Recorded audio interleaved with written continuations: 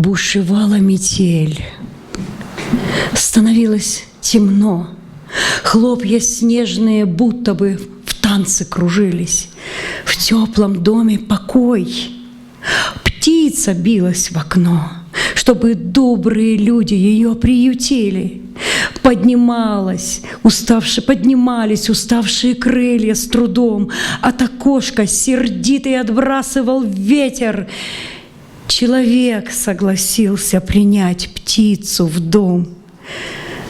Пусть раскрытую форточку птица заметит. А бедняжка металась вперед и назад. Из обычной метели метель стала лютой. И не видела птица тот светлый квадрат, за которым тепло, хорошо и уютно. Изнемогшая просто упала на снег. Птице жизнь оказалась бы жизнью недлинной, но за птицей не зря наблюдал человек. Он занес птицу в дом, отогрел у камина. Ожила, и куда-то пропал птичий страх. Умный глаз на камин не косился с опаской, замерла в человеческих сильных руках. Крылья высохли быстро, и птица, как в сказке. Человек не обидел, она пьет и ест. Птица рада теплу, ей до снега нет дела. И метели к утру бушевать надоест, и уляжется скатертью мягкий снег белый.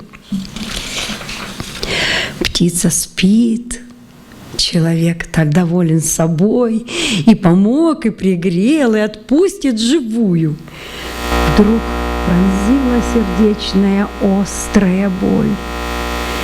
Не похож ли я, Боже, на птицу такую? Все дороги метелью почти замело, хлопья снежные кружатся в танце нелепом. Словно птица устал я стучаться в стекло, и огромный сугроб для меня станет склепом.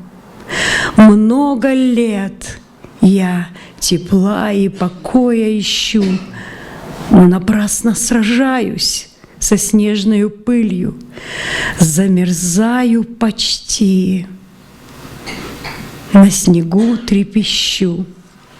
Для чего мне даны эти слабые крылья? Бьюсь в окно, и засохла под крыльями кровь. Не взлететь, не вздохнуть, и вокруг снег холодный. И душа, где желанный покой, где тепло, где любовь? И душа, под какие укрыться мне своды? Боже, если Ты есть, если Ты не отверг, я к Тебе за спасением, вот мое сердце. Перед Богом несильный рыдал человек. В теплом доме ему захотелось согреться. Человека, как птицу, в ладони взял Бог.